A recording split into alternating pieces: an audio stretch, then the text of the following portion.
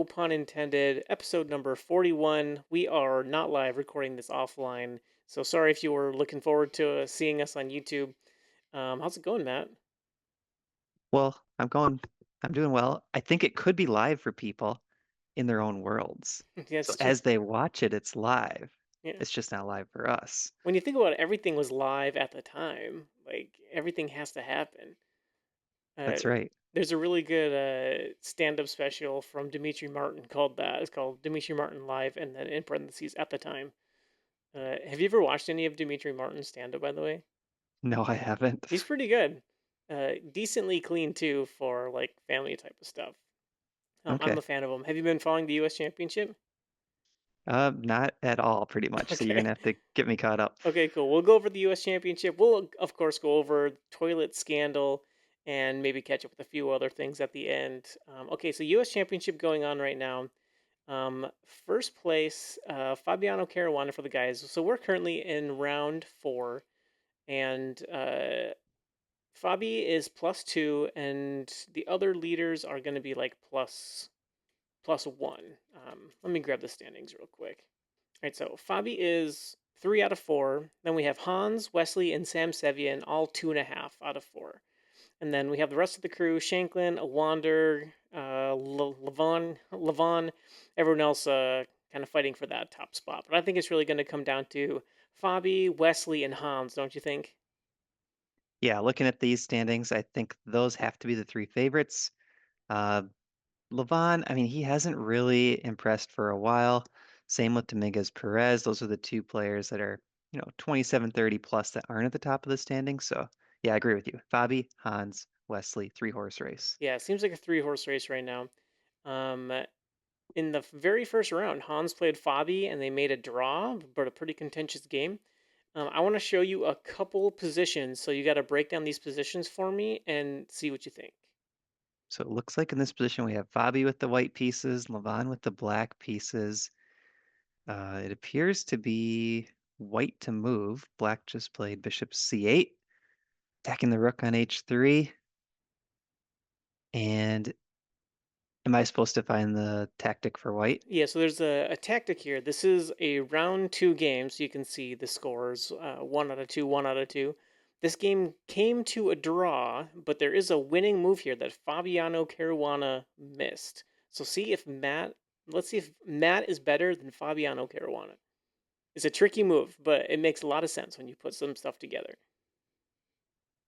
Well, a lot of people call me Mariano. Can you win it?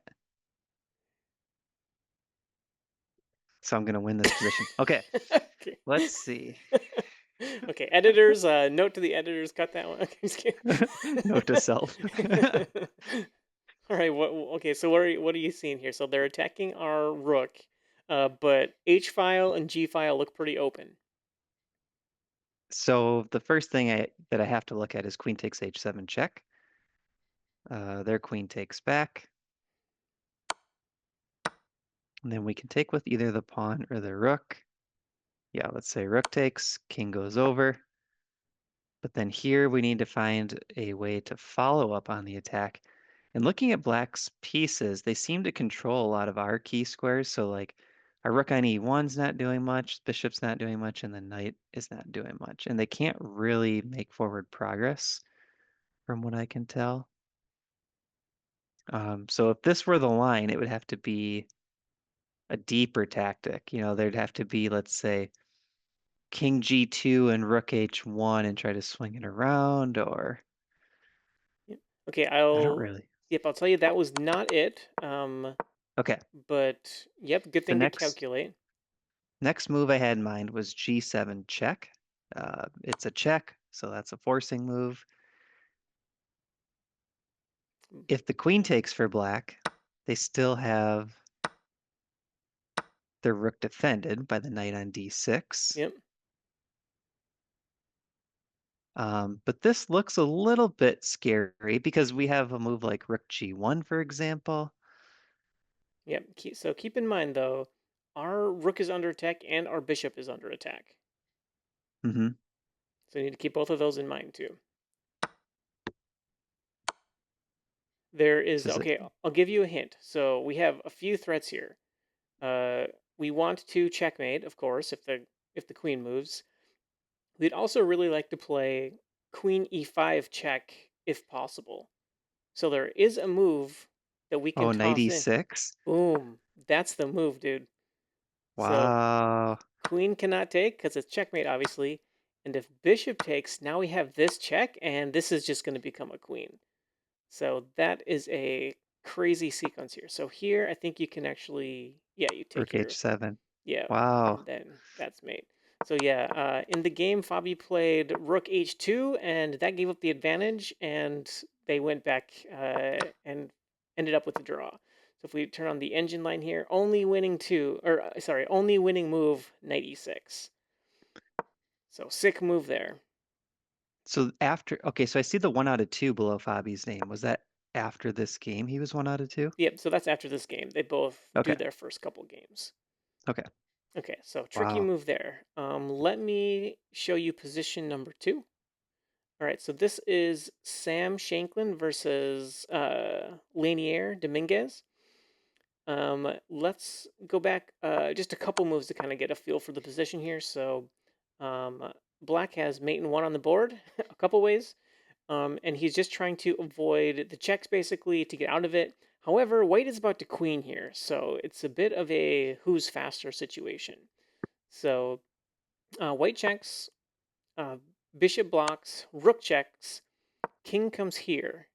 Can you find the move for white here that saves the game? Well, okay, so I did think of this move and then I saw it in that one games box below the move list. But my first candidate Hmm. move was Queen G8 check. Queen Um, and my thinking was if king takes, we make a queen. And if the king goes back out to h7, we go queen h5 check, and then we're going to bring the rook back to c8 with check next Yeah, and if with they king block g8. here, king g8, yep, so rook check. Yeah, and But I then, didn't solve this to the end. I don't know if that necessarily works. But this was my first instinct was queen g8 check. yeah, so that is exactly right. And I think he found it in like half a second. So queen g8 check, and then there's a perpetual here. This is how the game continued, just like this. But yeah, I wonder what happens if check and king here. Toss on the engine. This is just the same type of thing. Oh yeah, still perpetual. Yeah, you can't do that though. But here, this square is taken, so kind of there's nothing better than just going back and forth. You could take this pawn if you wanted, but doesn't make much sense. Can we look at move 43 for black then? Move. So king h7 gave away the win. Yep. So what should black have played? King h5? F6 or king h5. Yeah, Oh, f6. Okay. that's a scary move though. I guess you have to come all the way back and take this way. Yeah, because the bishop is pinned. That I makes mean, sense once you though. see it, it doesn't seem that difficult, does it? Yeah, F6 looks more I mean, I guess you'd have to, Queen G8's a pretty creative move, but yeah. I mean, wow. you come here and you're like, okay, good. There's no checks left. Like, can't check this way, can't check this way. It's just mate next move, and then he hits you with the double exclam Queen G8, and you're like, oh no. So heartbreaker there for Sam, who's trying to repeat as U.S. champion. He won. I think he won with a score of +6 a few cycles ago, like maybe 2010 or something like that. So Fabio was +5, and he was +6 and won the tournaments. That was pretty impressive. And he was on a tear for a stretch. Like, I think, what was his peak rating? He was 27. he was for sure 27, like 20, something like that. Um, I could Yeah. I could try to check his peak rating. I was thinking even 27, as high as 2730. And it was like around the time he came out one of those books for quality chess. Yeah. So He was really cruising. Those are some nice gardening tools there. thank you. Uh, 2731. 2731 was his peak. Yep, there it is. February 2019, age 27. Where do you see it? Oh, right here. Yeah.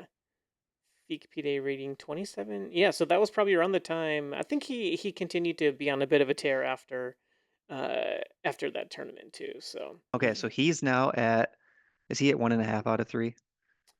it's 4. I'm pretty sure he's 2 out of 4. He's got 4 draws. Okay. Check the standings. Yeah, Shanklin is 2 out of 4.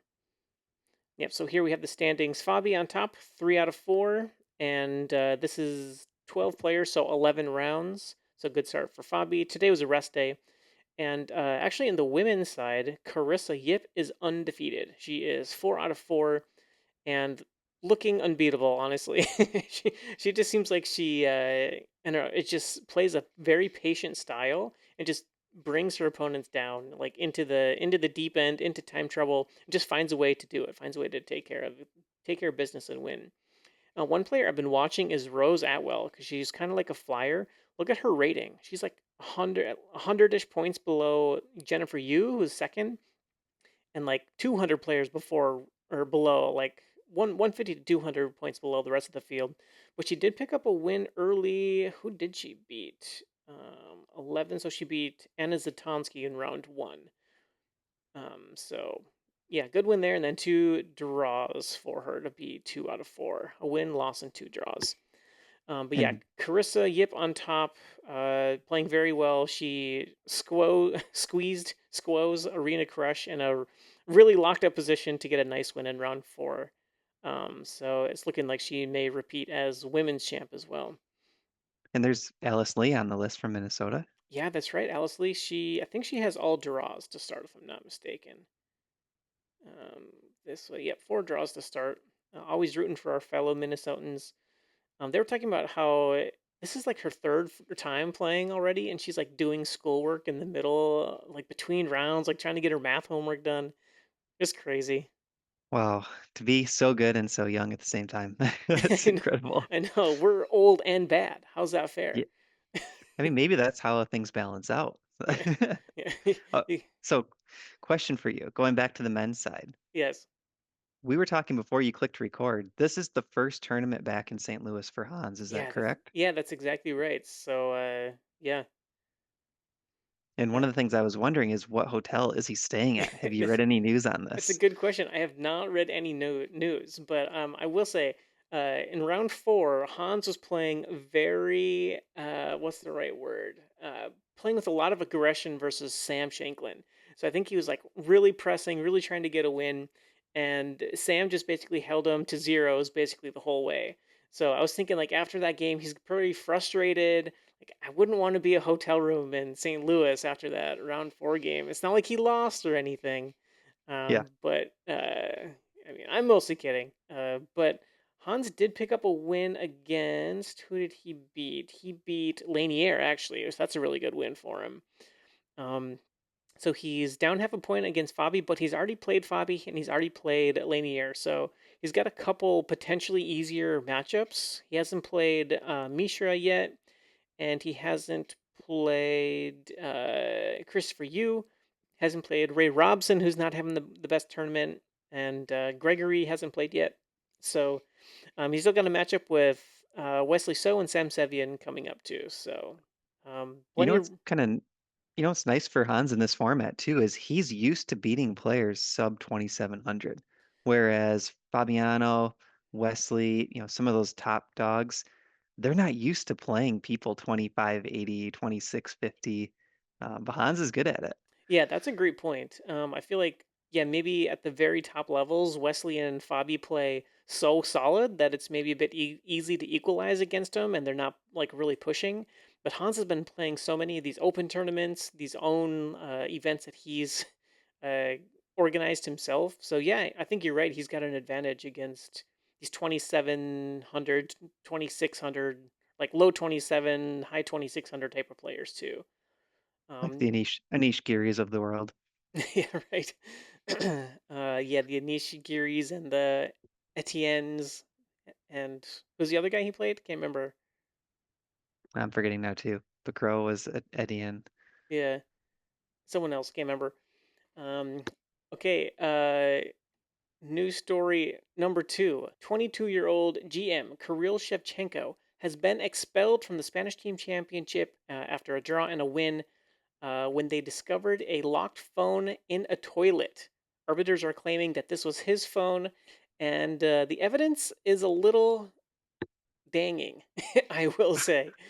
Uh, so here's the official statement from the chief arbiter. I think there might be a bit of a language barrier here, but firmly believing and in light of the evidence gathered throughout the investigation that this player has made use of the mobile phone during the game, in addition to ignoring my request to notify me when he left the room, in breach of FIDE rules, I decide to impose the following sanction: forfeit the 2 games, export or expel him from the competition, and submit a complete report to FIDA, which I did not know, but it's kind of like one of my favorite cheeses, honestly. Feta Feta? cheese. Yeah. Yeah. Going through the Committee of Arbiters and FIDE Ethics Committee. And this is a serious player. So Kirill Shevchenko, I think they said he was rated like number 69 in the world. He's rated like 20. He's only 22 years old. He became a GM when he was 14. This guy has like what you're thinking like world championship potential right there. Like he's got a lot of potential. He switched from the Ukraine Federation to Spain, I'm pretty sure, and very sad story all around. The phone was found with this crazy note. This is insane. The note says, "Don't touch. This telephone has been left so the owner can answer it at night." Okay. Now, here's what I want to know. Yeah. The quote said it was locked in the toilet. Yeah. What does that mean exactly? I don't think I want to know. So this is the handsome young guy. Can't be feeling good right now.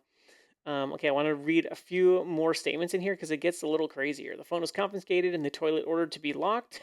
Just crazy. 2.5 hours into the round, the cleaner said that he found the phone the previous day, and they turned it in, but they ended up bringing it back because they're like, well, I guess the note said to leave it, so they did. So very strange. So his interpreter said that Shevchenko has denied everything.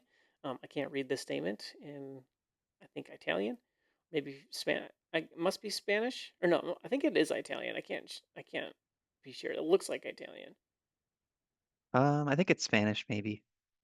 either Spanish I or see Italian. ajedrez. That's chess in Spanish. Okay, maybe you're right. Maybe it's Spanish. Um, okay, so here's Ooh. more from his opponent. He says, I would say things started to get strange at move 6. He played his move and left the playing hall for more than 10 minutes. Move 6. This is repeated. Yeah. This was repeated many times in the next moves. I thought he had some stomach problems, but at some point I decided to go out and see where he is, and he was standing outside the toilet room. And when he saw me, he went back to the playing hall. And at some point, he stopped going out until the game was finished. I generally try not to think about it too much. That maybe someone is cheating, but you can't really play. But when it happened many times, it was really not good.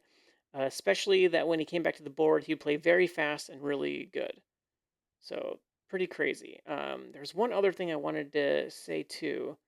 Um, yeah, the arbiters compared the handwritten note to Shevchenko's score sheets in round one, and they found similarities between the ink and the handwriting. So that is pretty crazy. The handwritten Oh, note by the toilet. wow. Yeah. Yeah. Um, so I can't find it right now, but Oh, it mentioned the time zone right below that. The time zone was 1 hour earlier, which apparently matches oh, the time really? zone in Romania. Oh, crazy. There was one other thing I wanted to say that I wanted to call out too, but I can't remember. Okay, so his opponent was saying that he's spending too long away from the board, and the arbiter raised the question with Shevchenko, who said he had a problem and had to visit the toilet. The arbiter reminded the player that it was necessary to ask permission to visit the toilet. Okay, 2 cubicles and 3 urinals, sure. The visits continued. I like that detail. Just to give you a visual. Yeah, right. It's kind of like the one at our club. Okay, anyway, the visits continued. The arbiter asking a member of the organizing committee to investigate, and they found the phone with the handwritten note that we referenced above. But I saw it somewhere in this article. I can't find it right now. But they said that that he would go into the bathroom and the stall with the phone was taken, and he just stood there and he didn't use the unused stall. And after a while, he just left. And they're like, okay, that's a little weird because there was the stall with the phone that was taken, and then an unused stall next to it, and he didn't go in there to use the unused stall. And then he said that he did that a couple times. So I mean, maybe he just wanted some extra privacy, being in there all alone. You never know. thinking in terms of being an efficient cheater, that's a wasted trip, right? You only want to do so many trips to the bathroom as the cheater to not Yeah, look too suspicious. So if you go in there and someone's in your stall, I would knock on that door and say, "Hey, bro, can you toss me that phone over the wall? I gotta check something yeah. I quick." gotta just check my Insta real quick. I'm trying to do something over here. Yeah, I Um, got a YouTube podcast I'm trying to blow up here. Yeah, exactly. Then that's what we're trying to do. We're trying to blow this podcast up. I did see that allegedly there was a second phone found. Don't know if it was connected to, or they said it was connected to the team again, but those details are still kind of coming out. That was just breaking this morning. Okay, so that's kind of next level because if someone else is following the game and just sending you one move and you don't even have to enter all the moves, Yeah. you could check that pretty quick. But still, I mean, to cheat where you have to leave the board and go to a bathroom is so obvious. I don't know, like it's so suspicious at least. Yeah. I I think they mean, did the right thing. They were proactive.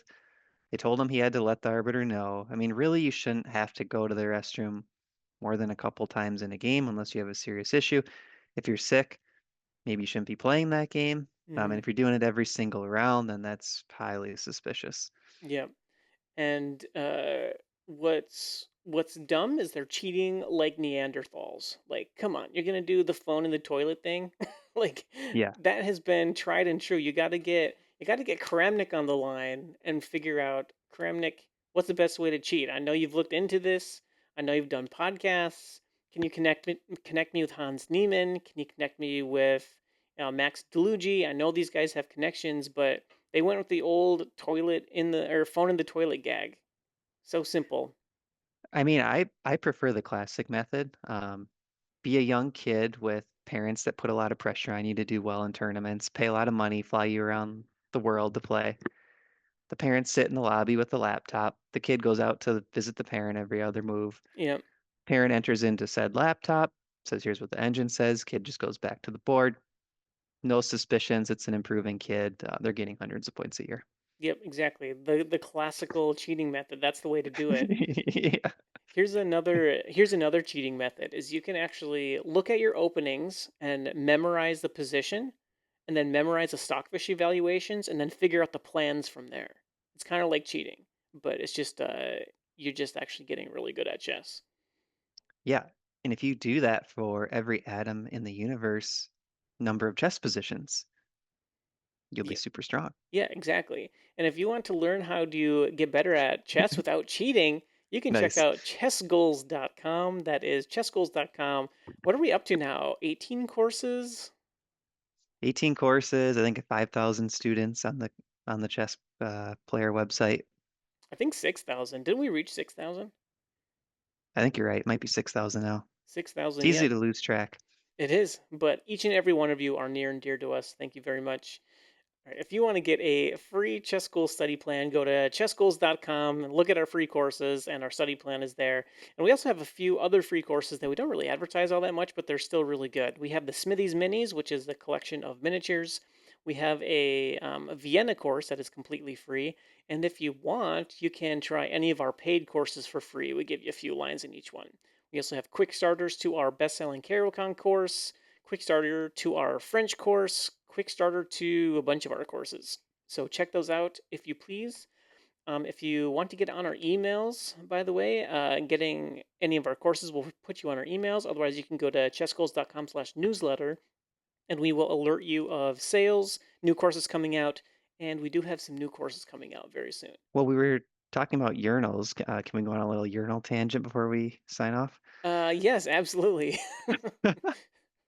There used to be this app, and I don't know if it still exists, but you would actually get a layout of a bathroom and where all the urinals were, and you had to select which urinal you're supposed to choose. And there were wrong answers and right answers.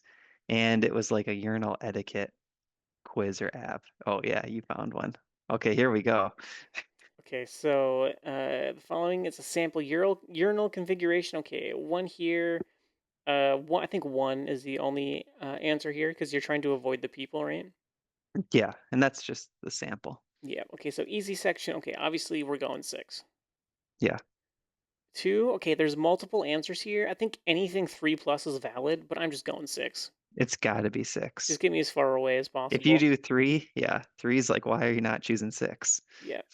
Okay, three kind of tricky section. Okay, I can see this one being a little tricky. It has to depend for me. So all these are empty. It has to depend which one is closest to the exit and which is closest to the sink. If the sink is right across from four, I'm going four. If the sink is right across from one, I'm probably just going one. I think you go six. You just go to the far wall. Yeah, either one is fine. Okay, here there's no win, but you're gonna stand by one person versus two people, right? Yeah, for sure. Okay. Subtle, tricky, but important to know section. Ooh, I think you just go one here, because if you go three, there's a chance someone picks up four. If you go four, there's a chance someone picks up three. One, you're guaranteed only one person by you. yeah, yep, I agree. And two's gonna leave, and three and four will fill in. Yeah. Yeah, so only one answer there. Okay, Oof. very tricky. This is no win. You just wait. I think you go three. I think you don't say, "Hey, well, I'm gonna skip over three" when there's no good reason to do so. That's true. Yeah. Okay, let's go three. And let's get our grade. Okay. Okay, they do accept five and six. Interesting. Okay. One and six. Our choice was none. I Oh, guess it weird. didn't lock in our guesses, but yeah, we had these all right. One was right. Okay, four. They said, believe it or not, one and three couples you with the guy in stall two. This difference differs from question four in a subtle way that the nuances cannot be explained.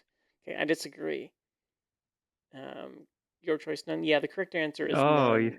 you were Absolutely. right. You go to the mirror and pretend to comb your hair or straighten your tie until the urinal opens up a bit more. Yes, that's exactly right. That's so good, Jesse. If you have to go real bad, use a door install. Yeah, that's probably right. Okay, that should have been on the quiz because there are a lot of times where I would just like, yeah, Yeah, duck into the door stall. yeah. All right, and that is going to do it for the urinal test. All right, thank you all for joining, and we will catch you next week. Bye, everyone. Bye, everyone.